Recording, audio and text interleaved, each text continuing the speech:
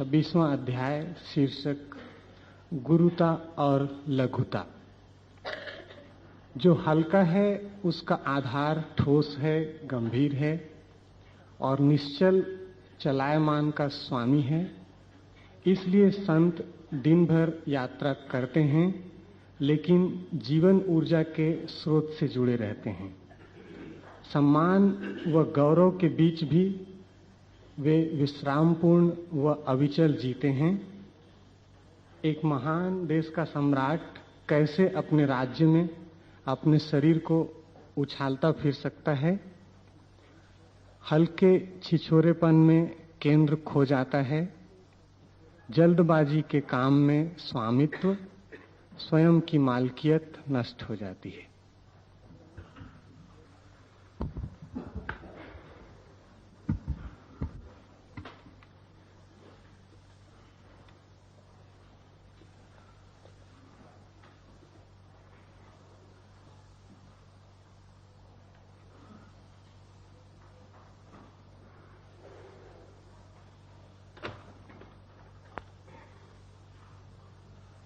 मन सोचता है सदा द्वंद्व में। निर्द्वंद की उसे कोई झलक भी नहीं। विचार बांट लेता है अस्तित्व को दो में, एक का उसे कोई अनुभव नहीं। जो अद्वैत की बात भी करते हैं वे भी द्वैत में ही ग्रस्त होते हैं। जो एक की चर्चा भी करते हैं उनकी चर्चा में भी दो ही समाया रहता है। जो कहते हैं कि एक ही है वे भी संसार और मोक्ष में फर्क करते हैं। जो कहते हैं सब अद्वैत है वे भी कहते हैं ब्रह्म और माया अलग अलग हैं। जो कहते हैं कि एक का ही विस्तार है वे भी सुख और दुख में भेद मानते हैं। शुभ और अशुभ में तो निश्चय ही भेद मानते हैं। लाओस से अद्वैत का इस जगत में अब तक हुए मनीषियों में सबसे बड़ा प्रतिपादक है। ये थोड़ी हैरानी की बात लगेगी क्योंकि हमने शंकर को पैदा किया है और ऐसा लगता है कि शंकर से बड़ा अद्वैतवादी खोजना मुश्किल है। लेकिन शंकर के अद्वैत में भी द्वैत की चर्चा जारी ही रहती है। बहुत चेष्टा शंकर करते हैं दो को मिटाने की, लेकिन जिसको मिटाने की हम चेष्टा करते हैं उसे हमने स्वीकार कर ही लिया। जिसे हम इंकार करने की कोशिश करते हैं कहीं गहरे तल पर हमने उसे मान लिया है। शंकर अथक चेष्टा करते हैं कि माया नहीं है, लेकिन पूरे जीवन शंकर माया नहीं है ये सिद्ध करने में लगे रहते हैं। जो नहीं है उसकी इतनी चिंता भी क्या। जो नहीं है उसे नहीं है ऐसा सिद्ध करने का प्रयोजन भी क्या। शंकर को भी उसका होना कहीं खटकता है। सपना ही सही लेकिन सपना भी होता है। और कितना ही इंकार करो, कितना ही कहो झूठ है, फिर भी नहीं तो नहीं हो जाता, होता तो है ही।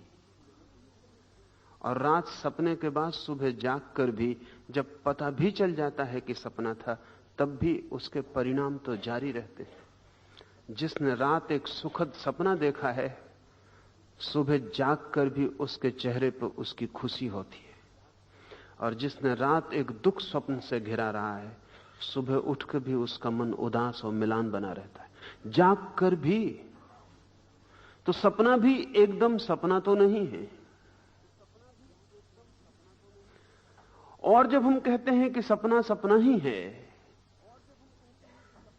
तब हम सिर्फ इतना ही कह रहे हैं कि वो ठोस जागृत के जगत जैसा नहीं है, लेकिन फिर भी है। तो लाओस से अद्वैत को दार्शनिक की तरह नहीं, एक अनुभोक्ता की तरह प्रतिपादित करता है, एक सिद्धांत की तरह नहीं, क्योंकि यही कठिनाई है और यह कठिनाई थोड़ी जटिल है। जब भी हम सिद्धांत बनाते हैं तभी विचार का उपयोग करना पड़ता है, और विचार द्वैत के पार नहीं जा सकता, वो उसकी मजबूरी है। इसलिए जब हम विचार से द्वैत के पार जाने की कोशिश करते हैं तो हम अद्वैत की चर्चा भला करते रहें, लेकिन द्वैत उस चर्चा के भीतर भी तलहटी में मौजूद रहता है। विचार दो के पार जा ही नहीं सकता। तो या तो अद्वैत के संबंध में कुछ कहना हो तो चुप रह जाना उपाय है, और या फिर एक उपाय है जो लाओ त्से ने अख्तियार किया। यह उपाय शंकर से बहुत बुनियादी रूप से भिन्न है, इसे हम थोड़ा समझें। लाओ त्से कहता है कि विरोध दिखाई पड़ता है, विरोध है नहीं। विरोध केवल भासमान है। संसार और मोक्ष में जो विरोध है वो भी दिखाई पड़ता है, क्योंकि हम पूरा नहीं देख पाते, हम अधूरा देखते हैं। हमारे देखने की एक सीमा है। आप मुझे देख रहे हैं तो मेरा चेहरा दिखाई पड़ता है, लेकिन मेरी पीठ दिखाई नहीं पड़ती। आप मेरी पीठ देखें तो मेरा चेहरा दिखाई पड़ना बंद हो जाता है। आप मुझे पूरा नहीं देख सकते, जब भी देखेंगे आधा ही देखेंगे। शेष आधा अनुमानित है। मेरी पीठ भी होगी, यह आपका अनुमान है, क्योंकि देख तो आप मेरा चेहरा ही रहे। कभी आपने मेरी पीठ भी देखी है। इन दोनों को आप जोड़ लेते हैं और एक का निर्माण करते हैं, लेकिन एक को आपने कभी देखा नहीं, देखते आप दो को हैं। ये बड़े मजे की बात है। एक छोटा सा कंकड़ भी आप पूरा नहीं देख सकते हैं, उसका भी एक हिस्सा अनदेखा ही रह जाता है। एक रेत का छोटा सा टुकड़ा भी आप पूरा नहीं देख सकते हैं, छोटे होने से कोई फर्क नहीं पड़ता, आधा ही देखते हैं। आधा आधा दो बार देखते हैं, दोनों को विचार में जोड़कर पूरा बना लेते हैं। इसलिए जिस रेत के टुकड़े को आप कल्पना में देखते हैं वह आपके अनुमान से निर्मित है, हाइपोथेटिकल है, परिकल्पित है, वह आपका अनुभव नहीं है। अनुभव तो आधे का है। दो आधे आपने देखे और दोनों को जोड़कर विचार में एक का निर्माण किया है। विचार की सीमा है, वो आधे को ही देख पाता है, पार्ट को, हिस्से को देख पाता है। इस देखने की वजह से हमें विरोध दिखाई पड़ता है, अंधेरा अलग और प्रकाश अलग, और उन दोनों को हम जोड़ नहीं पाते क्योंकि वो बड़ी घटनाएं हैं। हम जोड़ नहीं पाते कि अंधेरा और प्रकाश एक ही चीज के दो पहलू हैं। अगर प्रकाश चेहरा है तो अंधेरा पीठ है, लेकिन प्रकाश और अंधेरे को हम जोड़ नहीं पाते, वो बहुत बड़ी घटनाएं हैं, विराट घटनाएं। लेकिन विज्ञान कहता है कि अंधेरे का अर्थ इतना ही होता है जितना कम प्रकाश कहने से हो, और प्रकाश का अर्थ इतना ही होता है जितना कम अंधेरा कहने से हो। आप प्रकाश को अंधेरे के बिना सोच भी नहीं सकते, अंधेरे को प्रकाश के बिना कल्पना करने का कोई उपाय नहीं है। अगर अंधेरा मिट जाए तो आप ऐसा मत सोचना कि प्रकाश ही प्रकाश शेष रह जाएगा।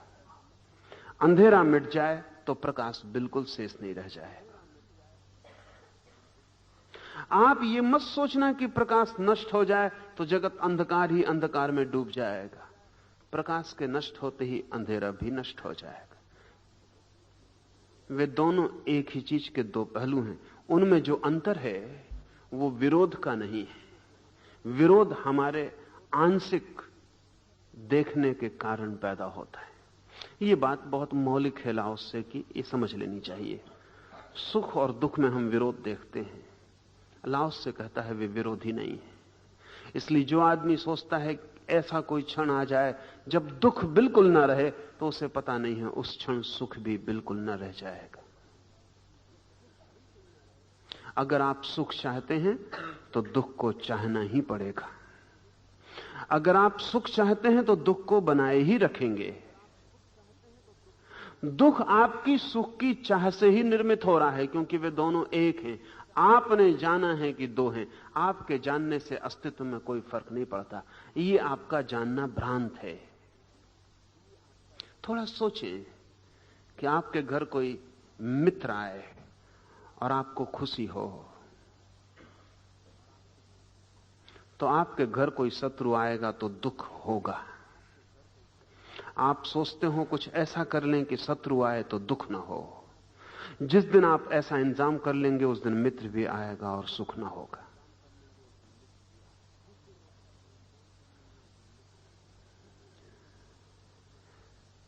आप सोचते हो कि यश मिले और सुख ना हो, तो अपयश मिलेगा, दुख ना होगा। वे संयुक्त घटनाएं हैं। उन घटनाओं को हम तोड़ के देख लें, लेकिन अस्तित्व में तोड़ नहीं सकते। लाओस से कहता है कि विरोध केवल दिखाई पड़ते हैं, विरोध है नहीं। विरोध एक ही अस्तित्व के दो छोर हैं, लेकिन इतना विस्तार है अस्तित्व का कि जब हम देखते हैं तो एक छोर को देख पाते हैं। जब तक हम दूसरे छोर तक जाते हैं, एक छोर हमारे लिए ओझल हो जाता है। और इन दोनों को हम अब तक नहीं जोड़ पाए। जो जोड़ लेते हैं वे परम संत हैं। इन दोनों छोरों को जो जोड़ लेते हैं, देख लेते हैं जुड़ा हुआ, वे परम संत हैं। जो नहीं जोड़ पाते उन्हें हम अज्ञानी कहते हैं। इतना ही अज्ञान है कि अस्तित्व हमारे लिए सदा दो में बटा हुआ दिखाई पड़ता है। मित्र में, शत्रु में, प्रेम में, घृणा में, प्रकाश में, अंधकार में, शुभ में, अशुभ में, स्वर्ग में, नरक में हमें बटा हुआ दिखाई पड़ता है। स्वर्ग और नरक एक ही चीज के दो छोर हैं, और इसलिए स्वर्ग से नरक जाने में, नरक से स्वर्ग आने में अड़चन नहीं होती। यात्रा सुगम है। सुख से दुख में जाने में कितनी देर लगती है। कभी आपने ख्याल किया कि जब आप सुख से दुख में प्रवेश करते हैं तो कौन सा क्षण है जहां सुख दुख बन जाता है? किस जगह आके सुख समाप्त होता है और दुख शुरू होता है? अगर आप इतनी खोज करें तो आपको पता चलेगा वो क्षण आते ही नहीं कभी। जितना आप खोजेंगे उतना आप पाएंगे कि दुख और सुख के बीच में कोई अंतराल नहीं है, कोई खाई नहीं है। सुख और दुख के बीच में कोई गैप नहीं है। जितना आप खोजेंगे उतना ही आप पाएंगे कि सुख दुख का ही एक छोर है। दुख कभी शुरू नहीं होता। जब आप सुख में थे तब भी मौजूद था, सिर्फ आप आधे को देख रहे थे। धीरे धीरे जब पूरा आपकी झलक में आता है, दूसरा छोर दिखाई पड़ता है, तो दुख हो जाता है। सब दुख सुख बन सकते हैं, सब सुख दुख बन सकते हैं। इंटरचेंजेबल है, उनमें कहीं कोई अवरोध नहीं है। कहीं कोई झटका भी नहीं लगता जब आप सुख से दुख में जाते हैं। इतना भी नहीं जितना कि गियर बदलने में गाड़ी में लगता है, इतना भी नहीं। कोई बदलाहट ही नहीं होती, आप एक ही पटरी पे होते हैं। इसलिए एक बहुत मजे की बात है, और वो ये है कि जहां जहां आपको विरोध दिखाई पड़ता हो, वहां वहां विरोध नहीं है, अविरोध है। ये जो अविरोध है, ये सिर्फ अविरोध ही नहीं है, लाओस से दूसरी बात भी कहता है। वो कहता है न केवल ये अविरोध है, बल्कि ये परिपूरक है, ये कॉम्प्लीमेंटरी है। इतना ही नहीं है कि सुख और दुख में विरोध नहीं है, बल्कि इतना भी कि सुख का आधार दुख है और दुख का आधार सुख है। इतना ही नहीं कि शुभ और अशुभ दुश्मन हैं, बल्कि मित्र हैं और एक दूसरे के सहयोगी हैं। ऐसी कोई दुनिया की कल्पना करें जहां कोई असाधु ना हो। साधुओं की एकदम मृत्यु हो जाएगी। जहां कोई अज्ञानी ना हो, वहां ज्ञानी एकदम व्यर्थ हो जाएंगे, उनका पता ही नहीं चलेगा। एक के साथ दूसरा जुड़ा है और एक के सहारे दूसरा खड़ा है। ये साधक के लिए बहुत कीमत की बात है, क्योंकि साधक पूरी जिंदगी इसी उपद्रव में पड़ा होता है। संसारी भी इसी उपद्रव में पड़ा होता है और साधक भी। फर्क उनके विषयों के चुनाव का होता है। संसारी इसमें पड़ा होता है कि सुख बचे और दुख हट जाए, और साधक इसमें पड़ा होता है कि शुभ बचे और अशुभ हट जाए। लेकिन दोनों की भूल एक ही है। जिसको आप सन्यासी कहते हैं वो भी उसी भूल में होता है जिसमें संसारी होता है। उनके चुनाव अलग हैं। संसारी कहता है मैं सुख बचा लूंगा, दुख को काट डालूंगा, आज नहीं कल श्रम से पुरुषार्थ से दुख को मिटा दूंगा, सुख को बचा लूंगा। सन्यासी कहता है कि सुख दुख में मुझे रस नहीं है, मैं शुभ को बचाऊंगा, अशुभ को मिटा दूंगा, जो बुरा है उसे हटा दूंगा और जो भला है उसे बचा लूंगा। ऊपर से दोनों बड़े विपरीत दिखाई पड़ते हैं, लेकिन लाओसे के हिसाब से दोनों की दृष्टि एक सी भ्रांत है। शुभ और अशुभ भी एक ही चीज के दो छोर हैं। कहां शुभ अशुभ बन जाता है कहना मुश्किल, कहां अशुभ शुभ बन जाता है कहना मुश्किल। और जिंदगी इतना बड़ा विस्तार है कि अगर हम पूरे को देख पाएं तो हम ये द्वैत की भाषा ही छोड़ दें। अच्छा करने वालों ने अच्छा किया है जगत में, या बुरे करने वालों ने बुरा किया है, अगर हम विस्तीर्ण इतिहास देखें तो बड़ी कठिनाई हो जाती, बड़ी कठिनाई हो जाती। एक सीमा पर जाकर बुराई अच्छी बन जाती है। अब जैसे उदाहरण के लिए जिन्होंने अणुबम खोजा और जिन्होंने नागासाकी और हिरोशिमा पर अणुबम गिराया, शायद मनुष्य जाति के इतिहास में इससे बुरा कृत्य दूसरा नहीं है। इस मामले में निश्चित हुआ जा सकता है, गिराने वाले भी निश्चित हैं कि इससे बुरा कृत्य दूसरा नहीं है।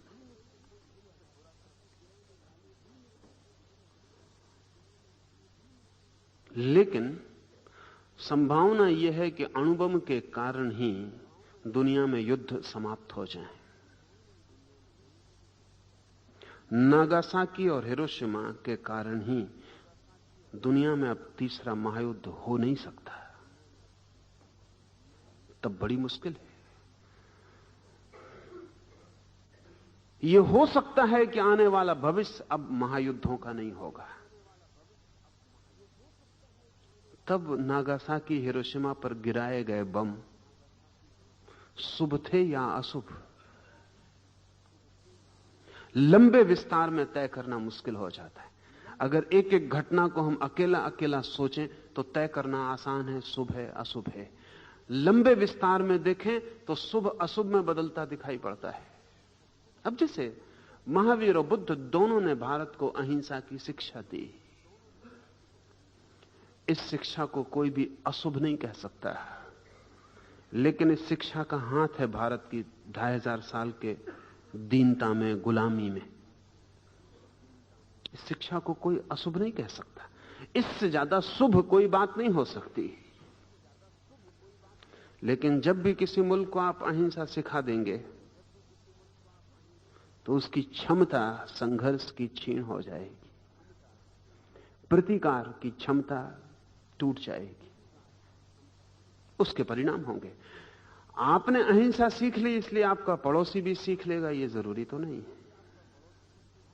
बल्कि हो सकता है आपकी अहिंसा पड़ोसी को हिंसक होने के लिए मौका दे। यह भी हो सकता है कि आपकी अहिंसा के कारण ही आपका पड़ोसी हिंसक हो जाता हो। उसकी हिंसा की भी जिम्मेवारी आपकी होगी, क्योंकि कमजोर दूसरों को निमंत्रण देता है कि मेरा शोषण करो। जब कोई आपके गाल पर एक चांटा मारता है तो सिर्फ उसके हाथ का ही हाथ नहीं होता, आपके गाल का भी हाथ होता है।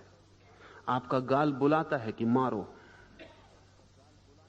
यह बुलावा ऐसा ही है जैसे कि पानी बहता है और गड्ढे बुलाता है और गड्ढे में समा जाता है। जीवन में भी गड्ढे हैं। जब आप लड़ने की क्षमता खो देते हैं तो आप गड्ढा बन जाते हैं, तो किसी की लड़ाई की वृत्ति आप में प्रवाहित हो जाती, कोई चांटा आपके चेहरे पर पड़ जाता है। इसमें अकेला एक जिम्मेवार नहीं है, आप भी जिम्मेवार हैं। इस जिंदगी में जिम्मेवारी बटी हुई नहीं है, संयुक्त है। महावीर और बुद्ध की शिक्षा तो श्रेष्ठतम है, लेकिन अगर लंबे विस्तार में देखें तो परिणाम क्या हुआ? महावीर खुद तो एक क्षत्रिय हैं, लेकिन उनका मानने वाला पूरा वणिक वर्ग खड़ा हो गया, बनियों की एक जमात खड़ी हो गई। ये जरा हैरानी की बात है कि एक बहादुर क्षत्रिय के, उनको हमने नाम दिया महावीर का सिर्फ इसीलिए कि उन जैसा वीर खोजना मुश्किल है, लेकिन उनके पीछे कमजोरों कायरों की एक जमात क्यों खड़ी हो गई?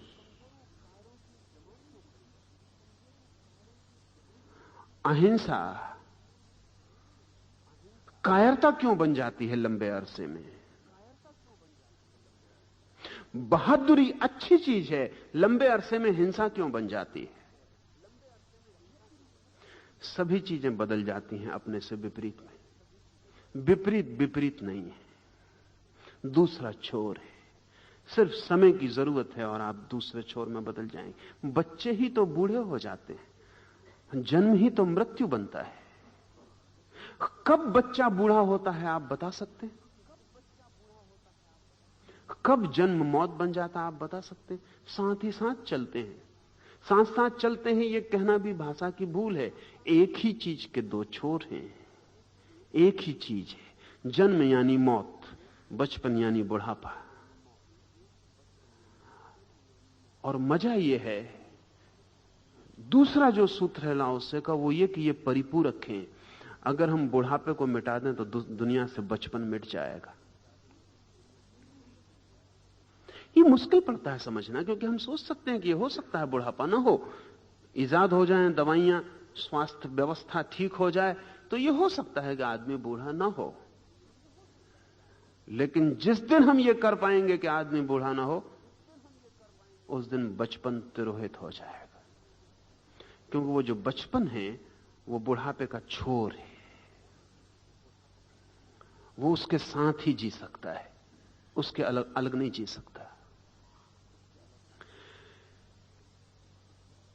कॉम्प्लीमेंटरीनेस है, दोनों जुड़े हैं और एक दूसरे के आधार हैं। इस सूत्र को हम समझें, जो हल्का है उसका आधार ठोस है, उसका आधार गंभीर है। जो निश्चल है वो चलायमान का स्वामी है।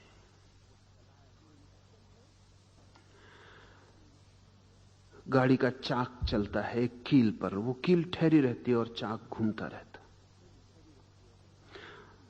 गर्मी के दिनों में अंधड़ उठता है, हवा के बवंडर खड़े होते हैं, धूल उठती है, गोल वर्तुलाकार घूमती है, आकाश की तरफ उठती। कभी जाके जमीन पर उसका छोड़ा गया चिन्ह देखें तो आप बहुत चकित हो जाएंगे। वह हवा का बवंडर नीचे की रेत पर अपना चिन्ह छोड़ जाता है, लेकिन बीच में एक बिंदु होता है जो बिल्कुल शांत होता है, जिसमें जरा भी चिन्ह नहीं होता। वो जो बवंडर है उसके बीच में एक केंद्र बिल्कुल शांत और स्थिर होता है। गति स्थिर के ऊपर चलती है, स्थिर को तोड़ दें गति टूट जाएगी, गति को तोड़ दें स्थिर समाप्त हो जाएगा। वो जो हल्का है वो ठोस पर खड़ा है, वो जो गंभीर है वो गैर गंभीर पर निर्मित है। ऐसा समझें, जिस दिन आदमी हंसना बंद कर देगा उस दिन आदमी का रोना भी खो जाएगा। जानवर ना तो हंसते हैं न रोते हैं। जब तक जानवर हंस ना सकें तब तक रो भी ना सकेंगे।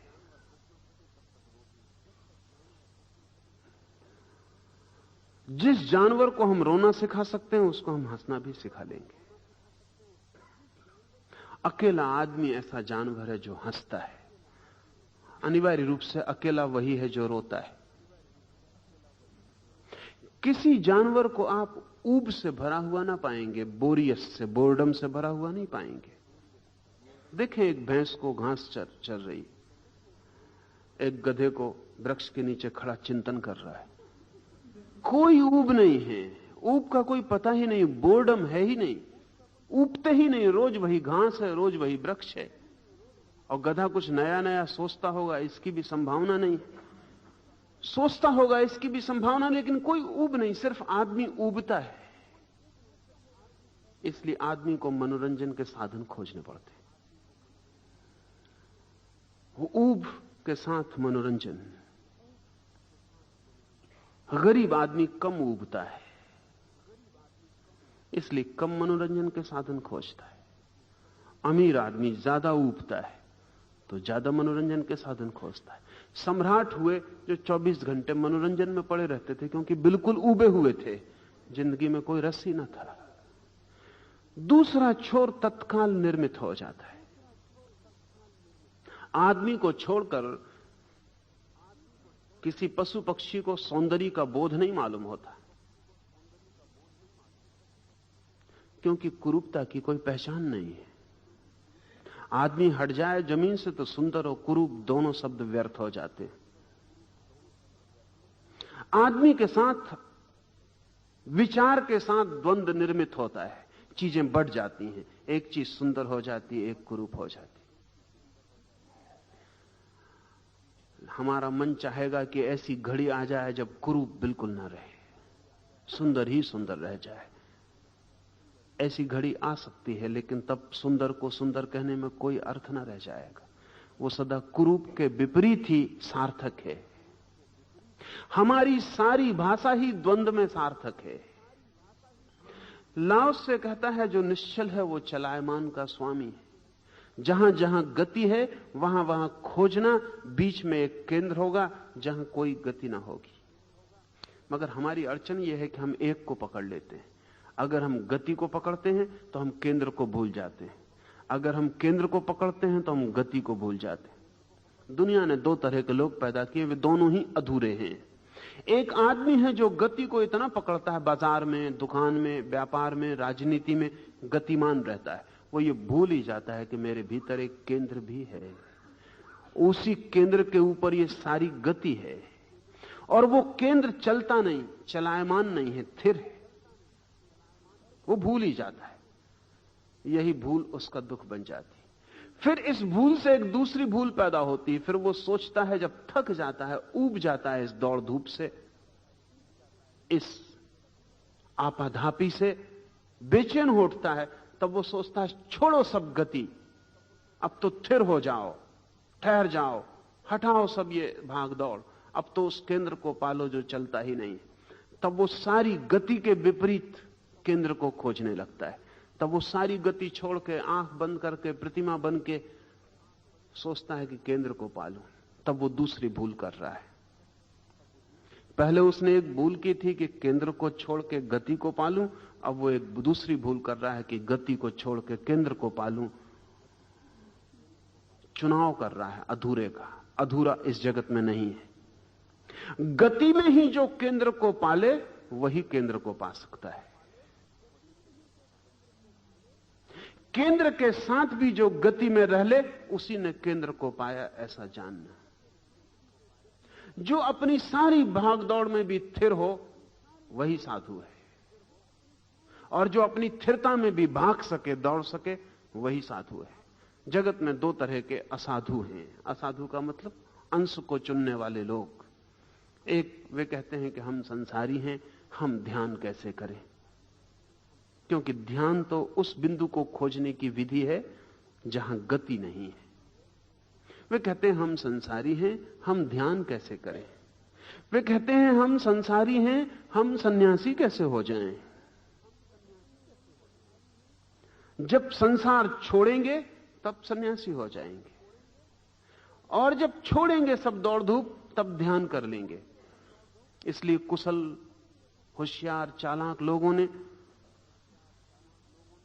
बना रखा है कि जब मरने के करीब होंगे, जब गति छोड़ना भी ना पड़ेगी, अपने आप छूटने लगेगी, जब दौड़ना भी चाहेंगे तो पैर जवाब दे देंगे, तब हम ध्यान कर लेंगे। वो मौका अच्छा है। इसलिए हमने सन्यास को बूढ़े के साथ जोड़ रखा है। उसका कोई संबंध बूढ़े से नहीं है। मगर हमारी द्वैत की सोचने की व्यवस्था में यही उचित मालूम पड़ता है। वो तो हमारा बस नहीं है, नहीं तो हम मरने के बाद, क्योंकि तब फिर कोई उपद्रव नहीं रह जाएगा, ना दुकान ना बाजार, मरी गए फिर कब्र में ध्यान साधते रहेंगे। लेकिन वो उपाय नहीं मालूम पड़ता, इसलिए बिल्कुल मरते मरते आदमी मर रहा है और लोग उसको गंगा जल पिला रहे हैं और राम नाम पिला रहे हैं। इनको जिंदगी भर फुर्सत न मिली गंगा जल पीने की।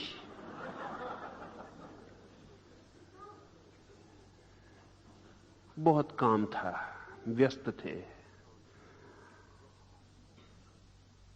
और जल्दी भी क्या थी, आखिरी क्षण पी लेंगे। ये जो मेरे पास लोग आते हैं वो कहते हैं कि हम संसारी हैं, हम ध्यान कैसे कर सकते। वो क्या कह रहे हैं? वो यही कह रहे हैं कि अभी हम गति में हैं तो हम ठहर कैसे सकते हैं। उनको हम जरा और तरफ से समझें। आप किसी से जाकर कहें कि मैं तो दिन भर काम में लगा रहता हूं, इसलिए विश्राम कैसे कर सकता हूं। विश्राम तो विपरीत है। किसी से आप कहें कि मेरा तो काम जागने का, मैं सो कैसे सकता हूं। लेकिन दिन भर आप जागते हैं और रात आप सो जाते हैं। न केवल इतना, बल्कि जितना ठीक से जागते हैं उतना ठीक से सो जाते हैं। सोना और जागना विपरीत आपको दिखाई पड़ते हो, विपरीत नहीं है, परिपूरक है। जो आदमी दिन में ठीक से जागा है रात गहरी नींद सो जाता है। जो आदमी दिन में ऊंघता रहा है वो रात सो नहीं पाता। जो दिन भर खाली बिस्तर पर पड़ा रहा है वो रात कैसे सो पाएगा। अगर हमारा तर्क सही होता तो जिसने दिन भर ऊंघने का अभ्यास किया उसको गहरी नींद आनी चाहिए, क्योंकि दिन भर का अभ्यास ही है और अभ्यास का तो फल मिलना चाहिए। ये क्या उल्टा हो रहा है। और जो आदमी दिन भर गड्ढा खोदता रहा, लकड़ियां काटता रहा, पत्थर तोड़ता रहा, इसको तो रात नींद आनी ही नहीं चाहिए। दिन भर का अभ्यास जागने का। लेकिन जो दिन भर लकड़ी काटा है वो बिस्तर पर गिरता भी नहीं और नींद आ जाती। उसे पता भी नहीं चलता कि कब उसके शरीर ने बिस्तर को छुआ, उसके पहले उसके प्राण निद्रा को छू लेते। और वो जो आदमी दिन भर ऊँघता रहा है, अपनी आराम कुर्सी पे बैठा रहा है, बिस्तर पे लेटा रहा है, वो रात करवटें बदलता। आपको पता है ये करवटें परिपूरक हैं। जो दिन में नहीं कर पाया वो उसे रात में करना पड़ता। उतना श्रम तो करना जरूरी है। 1500 करवटें बदल के थोड़ा बहुत सुबह सुबह सो पाता है। ये करवटें जिसने लकड़ी फाड़ी है दिन में ही बदलनी उसने, और अच्छी तरह बदलनी। बिस्तर भी कोई जगह है व्यायाम करने के लिए। लेकिन अधिक लोग जो दिन में व्यायाम नहीं कर रहे, रात बिस्तर में व्यायाम करेंगे ही। उनकी जिंदगी बड़ी अस्त व्यस्त हो जाएगी। जब व्यायाम करना था तब वे ऊँघते रहे, जब सोना था तब वे व्यायाम करते रहे। उनका सब जीवन विपरीत जालों में उलझ जाएगा अपने ही कारण। नींद विपरीत नहीं है जागने के। अल्लाह से कहता है गति विपरीत नहीं है, स्थिरता के परिपूरक है। तब एक नया आयाम खुलता सोचने का। इसका मतलब ही हुआ कि दौड़ते हुए भी ऐसा हुआ जा सकता है कि भीतर कोई न दौड़े।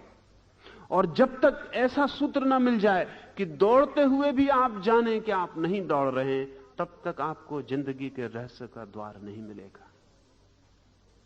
तब काम करते हुए भी कोई विश्राम में बना रह सकता है। और तब जीवन के सब द्वंद्वों के बीच में एक सूत्र मिल जाता है। तब रात सोए हुए भी भीतर कोई जागा रह सकता है। और तब दिन के सारे श्रम के बीच भी भीतर कोई विश्राम में बैठा रह सकता है। और तब चाहे जीवन में कितनी ही धूप हो, भीतर एक छाया बनी रहती है। और चाहे कितनी ही बेचैनी के बवंडर उठे, एक केंद्र पर सब शांत और मौन रहता है। और मजा यह है कि जितनी तीव्रता होती है इन बवंडरों की, उतनी ही गहरी वो शांति अनुभव होती। वो इससे नष्ट नहीं होती, क्योंकि ये परिपूरक हैं। इसलिए जीवन में जितना तूफान होता है उतनी ही गहन शांति का अनुभव होता है। और जीवन में चारों तरफ कितने ही दुखों की वर्षा होती रहे, एक भीतर सुख की वीणा बजती रहती। जितने जोर से दुखों की होती है वर्षा, उतने ही जोर से उस वीणा का स्वर गतिमान हो जाता है, क्योंकि परिपूरक है, विपरीत नहीं है, एक दूसरे का दुश्मन नहीं है, साथी है। अद्वैत की यह अनूठी बात है। लाओ से अद्वैत की दिशा में यह अनूठा कदम उठा रहा। वो ये कह रहा है कि जहां जहां तुम्हें विपरीत दिखाई पड़े, तुम विपरीत मान लेते हो, वहीं भूल हो जाती। विपरीत मानना ही मत। और जहां तुम्हें विपरीत दिखाई पड़े, वहां तुम विपरीत को साधना, एक को छोड़कर नहीं, दोनों को साध कर, साथ ही साध कर। इसका मतलब हुआ कि संन्यास अगर वास्तविक हो तो संसार में ही हो सकता है। इसलिए जब मुझसे कोई आके कहता है कि हम संसारी, हम सन्यासी कैसे हो जाएं, लोग मुझसे आके कहते हैं कि आप ये क्या उपद्रव कर रहे हैं, संसारियों को सन्यास दे रहे हैं।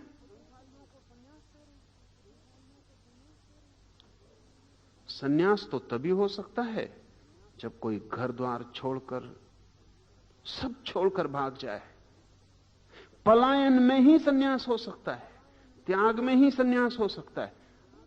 उनका कसूर नहीं है, द्वंद्व की भाषा में सोचने की आदत।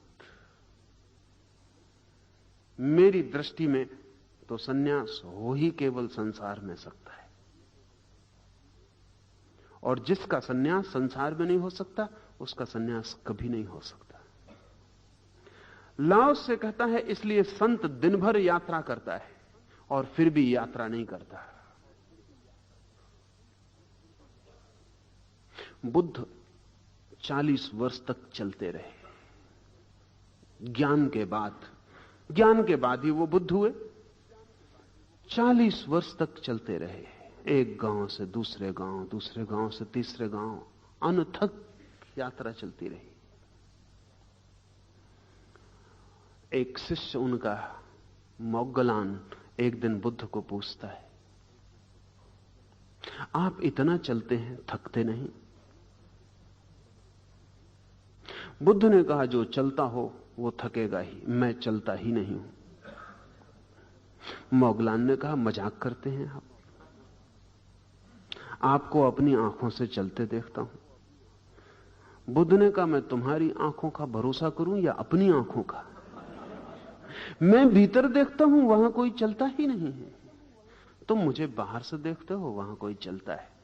जो चलता है वो मेरी छाया है, जो नहीं चलता वो मेरी आत्मा है। और छाया के चलने से कोई थकता है? लेकिन आप थकेंगे, क्योंकि आपकी छाया नहीं चलती। आपने छाया से अपने को एक ही मान रखा है।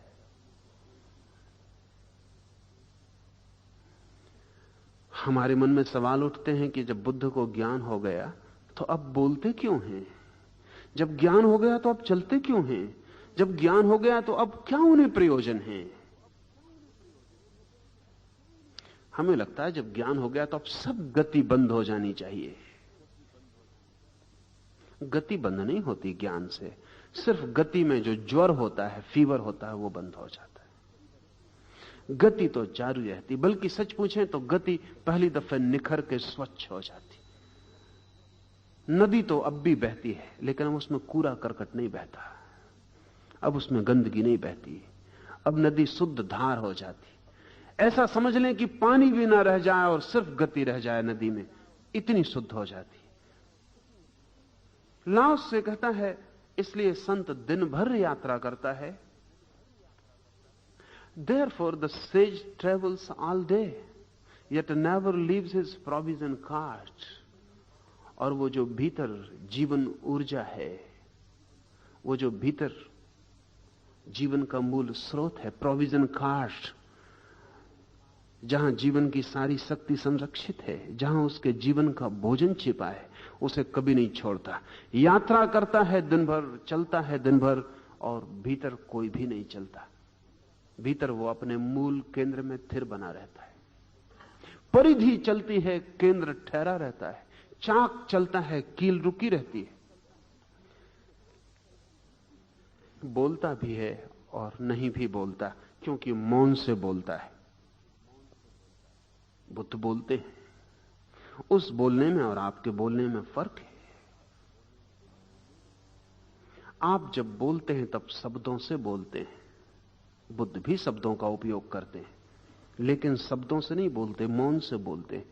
आप जब बोलते हैं तो आपके भीतर शब्दों का इतना उपद्रव मच जाता है कि उसे आप पर किसी को उलीचना पड़ता है। बुद्ध जब बोलते हैं तो शब्दों के उपद्रव से नहीं बोलते, भीतर मौन इतना घना है, उस मौन से ही जो दृष्टि दिखती है, उस मौन से ही जो रिस्पांस, जो प्रतिसंवेदन होता है, उससे बोलते हैं। आप जब बोलते हैं तो आप कभी ख्याल करना, आप जब बोलते हैं तो जिससे आप बोलते हैं उससे आपका प्रयोजन नहीं होता।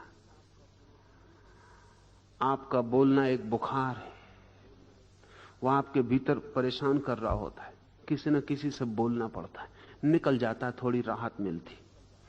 आपने अपना कचरा दूसरे को संभाल दिया, वो किसी को संभाले, वो जाने, अब आपका कोई प्रयोजन नहीं है, अब आप निश्चिंत सो सकते हैं। आप ख्याल करना कि जब आप बोलते हैं तो आपका दूसरे से प्रयोजन है, आपका दूसरे से कोई प्रयोजन नहीं। इसलिए कोई ना मिले तो आदमी अकेले में अपने से ही भी बात कर लेता है।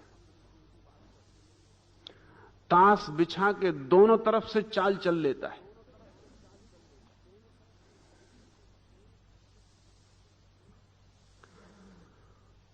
आदमी विक्षिप्तता से बोलता है, बुद्ध शून्य से बोलते हैं।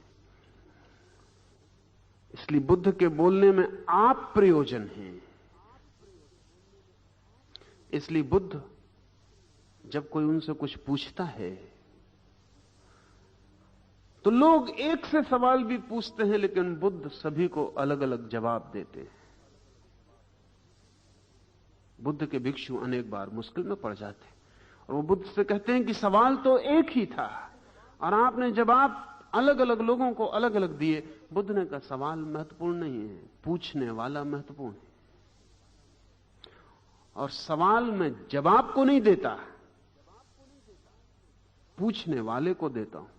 पूछने वाले अलग अलग थे, उनके सवाल एक से दिखाई पड़ते हैं, लेकिन अगर हम पूछने वाले की पूरी पूरी व्यवस्था को समझें तो हर सवाल का मतलब अलग हो जाएगा।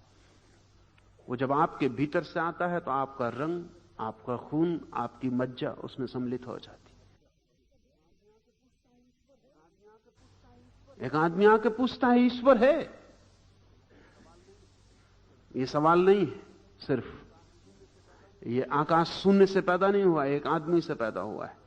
एक दूसरा आदमी आके पूछता है ईश्वर है? ये दोनों सवाल शब्दों में एक से हैं, लेकिन ये दो आदमी अलग अलग हैं। एक आदमी नास्तिक हो सकता है और पूछता हो ईश्वर है, उसका मतलब हो कि है तो नहीं। आपसे भी पूछना चाहता हूं कि है, लेकिन वो जानता है नहीं है। दूसरा आदमी आस्तिक हो, वो भी आपसे पूछना चाहता है, वो भी आपकी सलाह लेना चाहता है, लेकिन भीतर जानता है कि है। उन दोनों के सवाल एक से नहीं है, उनके भीतर का आदमी अलग अलग है। भीतर की छाया उनके सवालों को बदल देगी। इसलिए सिर्फ बुद्धू एक से जवाब देंगे, बुद्ध तो अलग अलग जवाब देंगे, क्योंकि बुद्धुओं को सवाल सुनाई पड़ते हैं, बुद्धों को पूछने वाला सुनाई पड़ता है।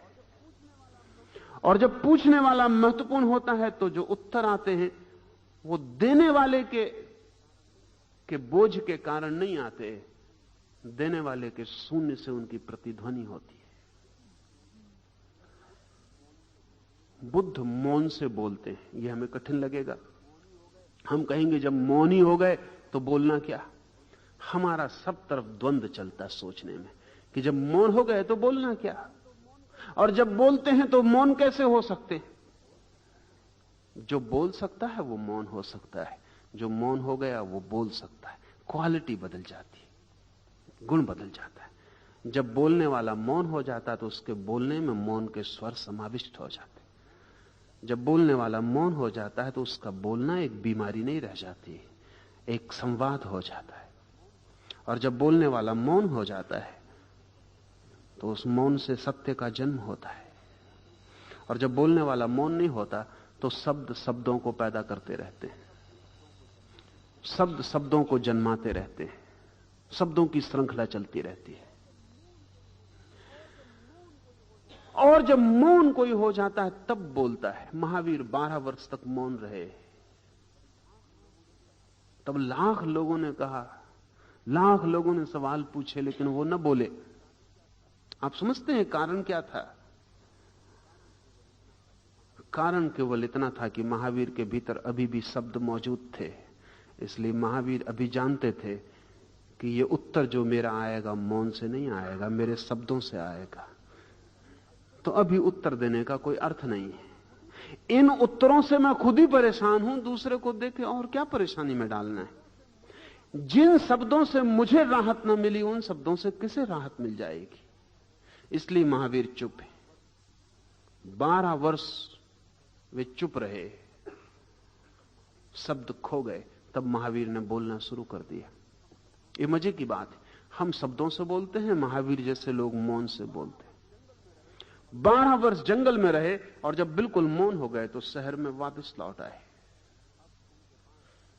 अब उनके पास भीतर एक मौन शून्य था। अब कोई भी उत्तर पूछे तो यह शून्य उत्तर दे सकता था। महावीर को बीच में आने की कोई भी जरूरत न थी। अब महावीर खो गए। अब यह आत्मा ही जवाब देती। महावीर का मतलब है शिक्षा, संस्कार, वो सब खो गए। अब ये उत्तर शिक्षा और संस्कार से नहीं आएंगे। अब ये उत्तर उस गहन खाई से आएंगे, उस अतल शून्य से आएंगे जिसको हम अस्तित्व कह सकते हैं। महावीर भाग गए संसार से, फिर लौट क्यों आए? ये बड़े मजे की बात है कि महावीर के अनुयायी उनके भागने की तो चर्चा करते, लौटने की चर्चा नहीं करते। लेकिन इस जगत में जो भी भागा है वो लौट आया है। महावीर हट गए, फिर लौट क्यों आए?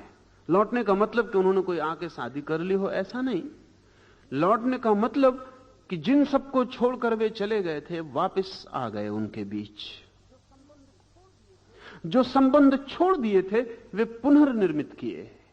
इससे क्या फर्क पड़ता है कि वे संबंध अब गुरु और शिष्य के थे।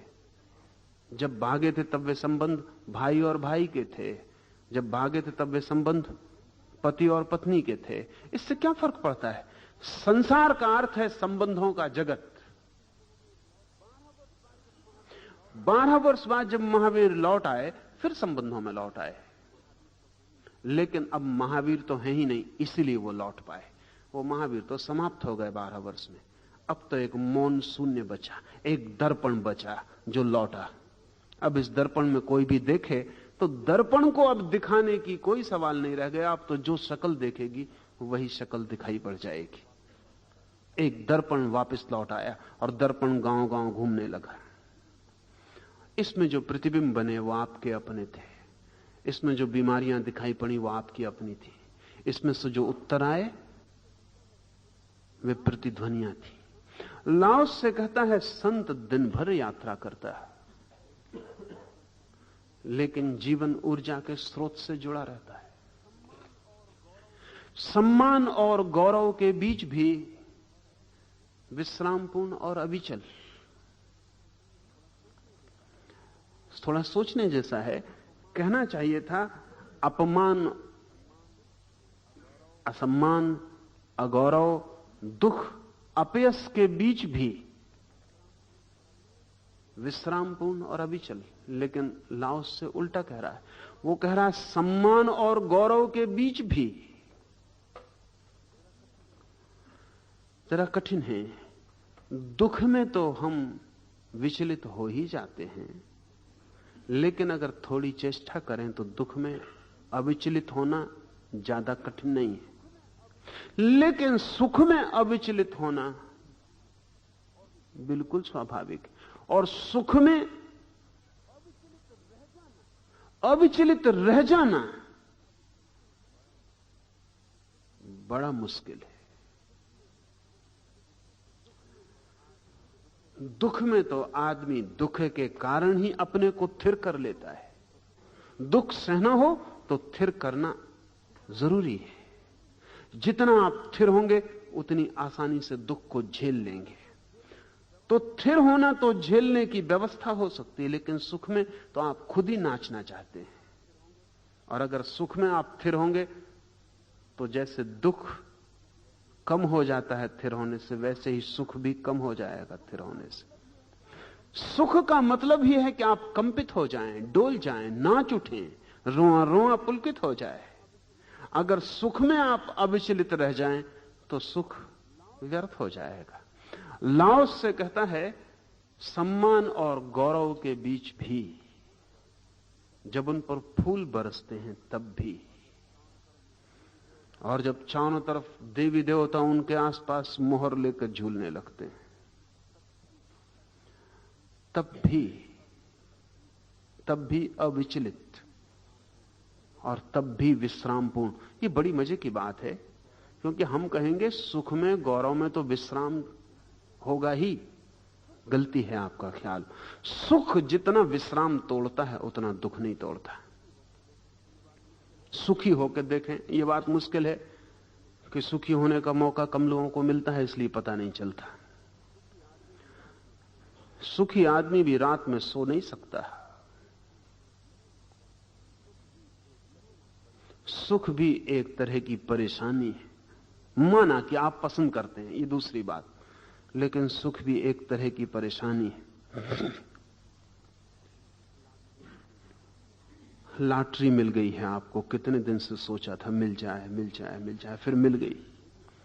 अब रात सोइएगा, कैसे सोइएगा?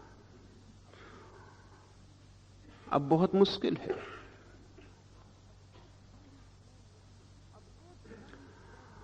अब एक क्षण भी चैन मुश्किल है।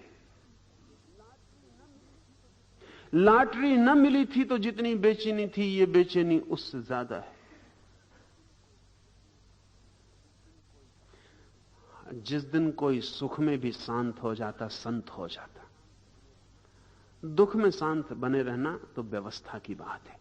आदमी को झेलने में सुविधा होती, सुरक्षा बना लेता, चारों तरफ कड़ा कर लेता, मन को समझा लेता। सुख में जब समझाए तब पता चले। सुख में हम कहेंगे पागल होगा जो अपने को समझाए। मुश्किल से तो सुख मिला है, अब समझा के क्या सुख को नष्ट करना?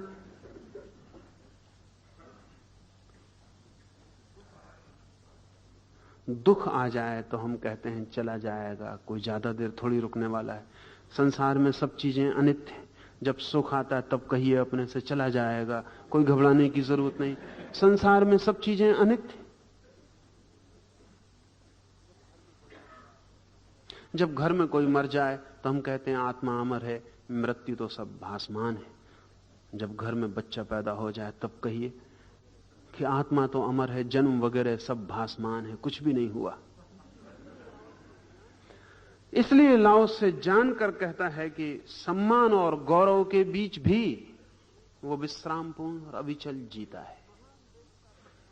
एक महान देश का सम्राट कैसे अपने राज्य में अपने शरीर को उछालता फिर सकता है?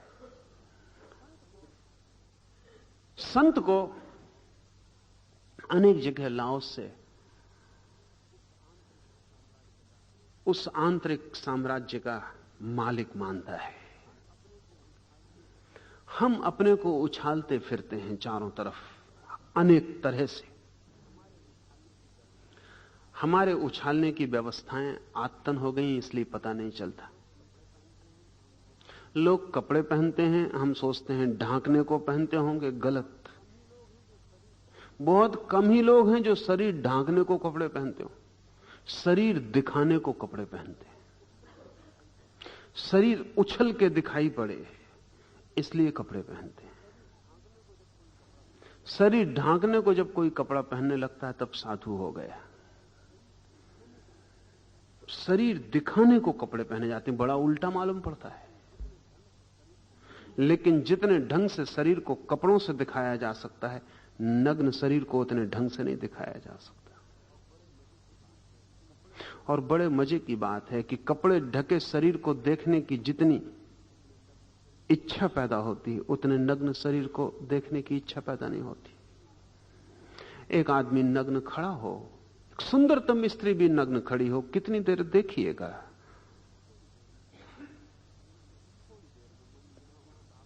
थोड़ी देर में मन यहां वहां भागने लगेगा। नग्न स्त्री, सुंदरतम स्त्री पर भी एकाग्र होना मन के बस की बात नहीं, मन यहां वहां भागने लगेगा। लेकिन ढकी स्त्री हो, ढकी ऐसी, ढकी ढंग से, ढकी व्यवस्था से, ढकी इस ढंग से कि आपकी कल्पना को गति दे, सामने ना उघड़ी हो, आपका मन उघाड़ने लगे, तो फिर आप बड़े एकाग्र चित्त हो सकते, तो फिर आप घंटों लीन हो सकते। कपड़े नग्नता से ज्यादा अश्लील हो सकते हैं, लेकिन कठिन है थोड़ा, क्योंकि कपड़े बड़ी तरकीब है, लंबी तरकीब है सभ्यता की, और हम भूल ही गए हैं कि कपड़ों का हम क्या क्या उपयोग करते हैं। जो शरीर में नहीं है, जैसा शरीर नहीं है, कपड़े वैसा वहम भी दे सकते हैं, देते हैं, मगर हम आदी हैं, हमें ख्याल भी नहीं है। हमें ख्याल भी नहीं है कि एक आदमी अपने कोट के दोनों कंधों में रुई भरे हुए, उसे ख्याल भी नहीं है। सभी के कोट में रुई भरी हुई, लेकिन क्यों वो रुई भरे हुए, उसे कुछ ख्याल नहीं है। असल में पुरुष के कंधे अगर उठे हुए ना हो और छाती अगर फैली हुई ना हो, तो स्त्रियों के लिए आकर्षक नहीं है, इसलिए रुई भर के भी धोखा चलता है। लेकिन हम आदी हैं, जब कोट बना के दर्जी दे जाता तो हम ये नहीं सोचते कि ये कोई हमें अश्लील बनाने की कोशिश कर रहा है, कि हमारे शरीर को उछालने की कोशिश कर रहा है।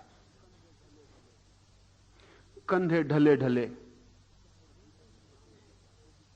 तो भीतर से प्राण निकल जाते हैं, चाहे रुई से ही उठे हों तो भी पैरों में तेजी आ जाती।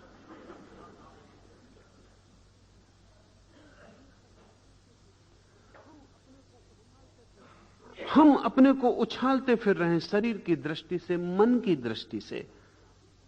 कोई आदमी कुछ कहता है, फिर आपसे रुका नहीं जाता, आप अपना ज्ञान फिर रोक नहीं पाते। ज्ञान को रोकना बड़ा दूभर है, निकल ही पड़ता है, ज्ञान उछलता फिरता है। आप तरकीब में रहते हैं कि कोई फंस भर जाए, एक सवाल भर पूछ ले, ऐसे इतने ही पूछ ले कि कैसे हैं, काफी है, फिर आप छोड़ नहीं सकते, फिर आप उछाल देंगे जो भीतर उबल रहा है। शरीर को उछाल रहे हैं दूसरों पर, मन को उछाल रहे हैं दूसरों पर। लाओस से कहता है, लेकिन संत ऐसा है जैसे कोई सम्राट अपने ही राज्य में घूमता हो। उछालने का कोई कारण भी नहीं है, उछाल के भी अब वो सम्राट से ज्यादा और क्या हो सकता है। उछाल कर भी अब सम्राट से ज्यादा क्या हो सकता है। इसलिए एक बड़ी मजे की घटना घटती है। सम्राट सादगी से जी सकते हैं, आसान है। दरिद्र सादगी से नहीं जी सकते, बहुत कठिन है। सम्राट सादगी से जी सकते हैं। मैंने सुना रॉकफेलर इंग्लैंड आया और उसने एयरपोर्ट पर जाके पूछताछ की कि सबसे सस्ती होटल लंदन में कौन सी है। उसके चेहरे को कौन नहीं पहचानता था। वह आदमी जो सूचना देने वाला था वो पहचान गया। उसने कहा कि आपका चेहरा तो रॉकफेलर जैसा मालूम पड़ता। वो भी डरा क्योंकि छोटी सस्ती होटल। तो उसने कहा आपका चेहरा तो रॉकफेलर जैसा मालूम होता। रॉकफेलर ने कहा जैसे का क्या सवाल, मैं रॉकफेलर हूं। तो उसने कहा आप और सस्ती होटल पूछते हैं। आपके लड़के आते हैं तो वो तो पूछते हैं सबसे बढ़िया होटल कौन सी, और फिर भी उनको तृप्ति नहीं मिलती। और आप ये कोट कैसा पहने हुए हैं, फटा कोट पहने हुए। रॉकफेलर ने कहा क्या फर्क पड़ता है, मैं कोट कोई भी पहनूं, रॉकफेलर में हूं ही। अभी लड़के जरा नए नए हैं, उछालते फिरते हैं, इससे क्या फर्क पड़ता है, मैं छोटे सस्ते होटल में ठहरूं, इससे कोई फर्क नहीं पड़ता। रॉकफेलर ने कहा कि अगर मैं सस्ते होटल में ठहरता हूं तो होटल सम्मानित होता है, और कोई फर्क नहीं पड़ता। हम अपमानित नहीं होते, मैं रॉकफेलर हूं ही। गरीब आदमी जब सस्ते होटल में ठहरता है तो अपमानित होता है, खुद पे भरोसा नहीं है। और रॉकफेलर ने कहा कोट कोई भी हो, इससे क्या रॉकफेलर को फर्क पड़ता है, वो तो गरीब आदमी। इसलिए जब कोई नया नया अमीर होता तब देखें कैसा उछालता फिरता है, कभी कभी ताकत के बाहर कूद जाता, हाथ पैर तोड़ लेता है। नए अमीर अक्सर हाथ पैर तोड़ लेते हैं। जब किसी के घर में घुसें और दिखाई पड़े कि धन उछल रहा है तो समझना अभी ये आदमी गरीब ही है, अभी अमीर हुआ नहीं, अभी आश्वस्त नहीं हुआ। वो जो उछालने की वृत्ति है दीनता का हिस्सा है। जो सच में सुंदर होता है वो अपने सौंदर्य के प्रति विनम्र होता है। वो इतना विनम्र होता है कि उसे बोध भी नहीं होता कि वो सुंदर है। जो कुरूप होता है वो इतना विनम्र नहीं हो सकता। कुरूप अपने को सुंदर बनाए रखता है और पूरे वक्त सचेष्ट रहता है कि कहीं कोई ऐसा तो नहीं है जो उसके सौंदर्य को न मान रहा हो। जो सच में बुद्धिमान है वो दूसरों को विवाद करके हराने में उत्सुक नहीं होता। जो बुद्धिहीन है वो किसी को भी हराने में उत्सुक होता है। शास्त्रार्थ बुद्धिहीनों के कृत्य हैं, क्योंकि दूसरे को हरा के उसको भरोसा मिल सकता है कि मैं भी जानता हूं। मैं जानता हूं इसके प्रति जो आश्वस्त है वो दूसरे को हराने के लिए क्या, दूसरे को हरा के भी क्या अर्थ हो सकता है। कोई अंतर नहीं पड़ता है। लाओस से कहता है संत जन जैसे एक महान देश का सम्राट अपने ही राज्य में घूमता हो, ऐसे इस पूरे अस्तित्व में जीते हैं। इस सारे अस्तित्व में जो गहनतम है, जो केंद्रीय है, उसका उन्हें अनुभव है। अब उछालने का कोई भी सवाल नहीं है, अब किसी को दिखाने का भी कोई सवाल नहीं है। अब कोई देखे कोई माने, ये बात भी व्यर्थ हो गई। किसी को कन्वर्ट किया जाए, किसी को राजी किया जाए, किसी को बदला जाए, ये बात भी अर्थहीन हो गई। ये जो परम आश्वासन है स्वयं के प्रति, ये इस जगत में सबसे बड़ा सौंदर्य है। स्वयं के प्रति जो परम आश्वासन है, ये सबसे बड़ा सौंदर्य है। इतना आश्वस्त है व्यक्ति अपने प्रति कि अब कोई और आश्वासन का सहारा खोजने की जरूरत नहीं है। यही कारण है कि बुद्ध और महावीर सड़क पर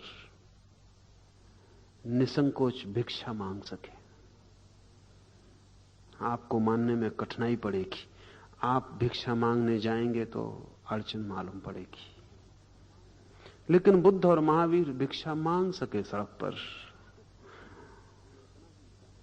इससे केवल वे इतना ही जाहिर करते हैं कि वे अपने सम्राट होने के प्रति पूरे आश्वस्त हैं। भिक्षा का पात्र कोई फर्क नहीं ला सकता। बुद्ध के हाथ में भिक्षा का पात्र गौरवान्वित हो जाता है। बुद्ध भिक्षु नहीं बनते, उनके हाथ में भिक्षा का पात्र गौरवान्वित हो जाता है। बड़े मजे की बात है कि बुद्ध की भिक्षा मांगने के कारण भिक्षु शब्द आदृत हो गया। भिक्षु शब्द आदृत हो गया। भिक्षु भिखारी नहीं है, भिक्षु का मतलब भिखारी नहीं है। बुद्ध तो अपने सन्यासियों के आगे भिक्षु भिक्षु लगाते ही थे। बड़े मजे की बात है, उन्होंने कहा स्वामी हटा दिया बुद्ध ने, अपने सन्यासियों के सामने स्वामी लगाना बंद कर दिया, भिक्षु लगा दिया। ये थोड़ा सोचने जैसा मामला है कि क्यों ऐसा हुआ। ब्राह्मण अपने सन्यासी के सामने सदा स्वामी लगाते थे, ब्राह्मण भिखारी थे। स्वामी होने में थोड़ा रस था, सदा के भिखारी थे और तो कोई उपाय नहीं था स्वामी होने का। सन्यासी होकर जो पहला ख्याल ब्राह्मण को आएगा वो ये कि अब मैं मालिक हुआ। बिल्कुल ठीक है। ये बुद्ध सदा के सम्राट थे,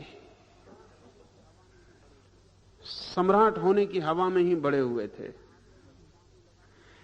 ये अपने आगे अगर स्वामी लगाते तो फीका ही लगता, उसमें कोई मतलब ना था बहुत। अगर स्वामी ही लगाना था तो सम्राट बने रहने में क्या बुराई थी। बुद्ध को जो पहला शब्द सूझा वो सूझा भिक्षु। ये शब्द भी अकारण पैदा नहीं हो जाते, इनके पीछे लंबी यात्राएं होती हैं, अनेक अर्थ होते हैं। ब्राह्मणों ने स्वामी रखा तो सिर्फ स्वामी होने की वजह से नहीं, ख्याल था कि भीतर की मालकियत मिली, लेकिन मालकियत महत्वपूर्ण मालूम पड़ी। बुद्ध को तो सारी मालकियत व्यर्थ हो गई, अब उस मालकियत वाले शब्द का उपयोग करना भी ठीक ना मालूम पड़ा। बुद्ध अपने सन्यासियों को भिक्षु कह सके, और उनके कहने के कारण भिक्षु शब्द ऐसा समादृत हुआ कि सम्राट होना फीका पड़ गया, भिक्षु होना महत्वपूर्ण हो गया। और बुद्ध जब भिक्षा का पात्र लेकर सड़कों पर निकले होंगे तो वही दृश्य थोड़ा ख्याल में लें तो लाओसे की बात समझ में आ जाए। एक महान देश का सम्राट कैसे अपने राज्य में अपने शरीर को उछालता फिर सकता है। दिखाने की कोई जरूरत ही ना रही, राज्य ही मेरा है, अस्तित्व ही पूरा मेरा है।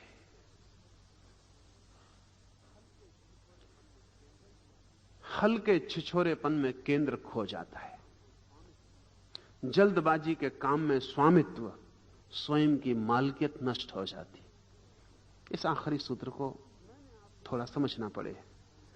मैंने आपसे कहा गति में केंद्र के खोने की कोई भी जरूरत नहीं है। सच तो यह है कि गति में ही स्थिर को जाना जा सकता है, लेकिन गति दो तरह की है। एक छिछोरेपन की गति है।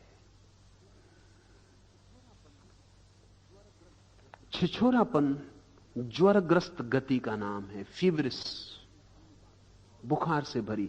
एक आदमी सन्निपात में है और दौड़ रहा है। ये दौड़ और आप सुबह जाके बीच पर दौड़ रहे हैं, दोनों दौड़े हैं, लेकिन इन दौड़ों में बड़ा फर्क है। आप दौड़ रहे हैं, आप मालिक हैं अपने दौड़ के। सन्निपात से ग्रस्त जो दौड़ रहा है, वो दौड़ाया जा रहा है, वो मालिक नहीं है। ये दौड़ उसके ऊपर सवार है, पजेस्ट है। आप मालिक हैं। आप चाहें तो इसी वक्त दौड़ रुक सकती। भीतर आप नहीं दौड़ रहे हैं, इसलिए कंट्रोल है, नियंत्रण है। आप दौड़ ही नहीं हो गए हैं। आप चाहें तो इसी वक्त दौड़ रुक जाएगी, चाहें तो तेज हो जाएगी। सन्निपात में जो भाग रहा है, इसके चाहने का कोई सवाल ही नहीं। ये दौड़ ही हो गए, इनका केंद्र खो गया, धूमिल हो गया है। हल्के छिछोरेपन का अर्थ है ऐसी गति जिसमें आप बीमार की तरह दौड़ते हैं। अक्सर मुझे लंबी यात्राओं में ऐसे लोग मिल जाते थे, क्योंकि लंबी यात्राओं में एक आदमी ट्रेन में बैठा हुआ है, थर्ड क्लास का डब्बा इस लिहाज से बहुत बेहतर है, वहां संसार मौजूद रहता है, वहां ज्यादा दिक्कत नहीं आती। हर स्टेशन पर इतने उपद्रव होते हैं कि रुचि कायम रहती, और अपनी जगह इतनी असुरक्षित रहती है कि जीवन का संघर्ष चलता रहता। थर्ड क्लास में यात्रा करना एक लिहाज से बहुत अच्छा है, क्योंकि संसार की जो हमारी आदत है बाजार की, उसमें कोई गतिरोध खड़ा नहीं होता, कोई बाधा नहीं पड़ती। लेकिन अगर आप फर्स्ट क्लास में सफर कर रहे हैं तो बड़ी मुश्किल खड़ी हो जाती, क्या करें। तो कई बार मुझे, अगर मैं 20 या 30 घंटे एक ही डब्बे में एक आदमी के साथ हूं, तो उसे देखने का बड़ा आनंद। जिस अखबार को वो सुबह से कई दफे पढ़ चुका, उसको फिर पढ़ रहा है।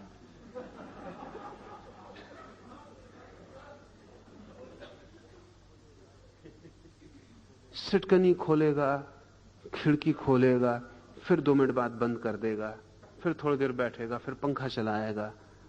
और अगर एक आदमी चुपचाप बैठा देख रहा है तो उसकी गति और फीवरिश होने लगती। अब वो और बेचैन है कि अब क्या करे क्या ना करे। सूटकेस खोलेगा, कोई सामान निकालेगा, फिर वापस रख देगा। उसकी सारी गतिविधि फीवरिश है। इस गतिविधि से वो कुछ करना नहीं चाह रहा है, क्योंकि जिस अखबार को 6 दफे पढ़ चुका, हम 7वें दफे पढ़ने का कोई प्रयोजन नहीं। और अगर 7वें दफे भी पढ़ने का प्रयोजन है तो 70 दफे भी पढ़ने से कोई हल नहीं होगा। अगर 6 दफे में भी समझ में नहीं आया कि अखबार में क्या लिखा है, तो 7वीं दफे भी कैसे समझ में आने वाला है? नहीं, लेकिन पढ़ने से प्रयोजन नहीं है। वो आदमी बिना कुछ किए नहीं रह सकता, उसकी तकलीफ ये है। ऑक्यूपेशन चाहिए, व्यस्तता चाहिए। खाली नहीं रह सकता। खाली में बेचैनी होती है कि क्या कर रहे हो, कुछ तो करो। अखबार ही पढ़ो, खिड़कियां खोलो, सूटकेस बंद करो, कुछ करो। क्यों ये कुछ करना? इसके आप मालिक हैं। अगर आप मालिक हैं तो अखबार 7 बार नहीं पढ़ सकते। यह आदमी चाहे भी कि मैं अखबार पढ़ना रोक दूं तो नहीं रोक सकता। यह सन्निपात है, और हम सब सन्निपात में हैं। मात्रा थोड़ी कम है, इसलिए हॉस्पिटलाइज करने की कोई जरूरत नहीं है। और फिर आसपास सभी लोग इस अवस्था में हैं, इसलिए नॉर्मल सन्निपात है। इसमें कोई ऐसी बात नहीं है कि कोई परेशान हो। इसमें कोई परेशानी की बात नहीं। पत्नी जानती है कि पति तीसरी दफे अखबार पढ़ रहा है। पति जानता है कि पत्नी क्यों बर्तन बार बार पटक रही है। सबको पता है, सबको पता है। हम अपनी गति के मालिक नहीं हैं। मालिक वही हो सकता है जिसको अपनी अगति के केंद्र का पता हो। लाओस से कहता है, हल्के छिछोरेपन में केंद्र खो जाता है। यह हल्का छिछोरापन है। जल्दबाजी में स्वामित्व खो जाता है। आपको पता होगा, सबको अनुभव में आता है जल्दबाजी में क्या होता है। जल्दबाजी में जो आप बिना जल्दबाजी के कर लेते वो नहीं हो पाता। आप जल्दी में है ट्रेन पकड़ने की और बटन लगा रहे हैं। जो बटन रोज लग जाती थी वो आज नहीं लग रही, या उल्टे काज में लग जाती। आप रोज लगाते थे इस बटन को, इस बटन ने कभी बगावत नहीं की। ये बटन भली सज्जन सदा ठीक लग जाती थी। और आज इसको न मालूम क्या हो रहा है कि उंगलियों की पकड़ में नहीं आ रही, छूट छूट जा रही, और लगती भी है तो गलत काज में प्रवेश कर जाती। और एक बटन गलत काज में चली जाए तो फिर आगे की बटनें कभी ठीक काज में नहीं जा सकती। सब लंबा सिलसिला है, फिर कर्म का फल भोगना ही पड़ता है जब तक कि पहली बटन न बदली जाए। और जितनी जल्दी करिए उतना सब गड़बड़ हो जाता। होता क्यों है ऐसा? क्या मामला है? जल्दबाजी में स्वामित्व खो जाता है, आप मालिक नहीं रह जाते, छिछोरापन हो जाता है। आश्वस्त हैं तो आप मालिक हैं। उंगली आपकी मालकियत से चलती है। ये बटन गड़बड़ नहीं कर रही, बटन को कोई मतलब ही नहीं, आपकी उंगली गड़बड़ा रही। उंगली भी क्यों गड़बड़ाएगी? या आपका मन गड़बड़ा रहा है। मन भी क्यों गड़बड़ाएगा? आपकी आत्मा कंपित हो गई है। सब भीतर तक ये छोटी सी बटन जो हिल रही है, ये भीतर की आत्मा के हिल जाने का परिणाम है।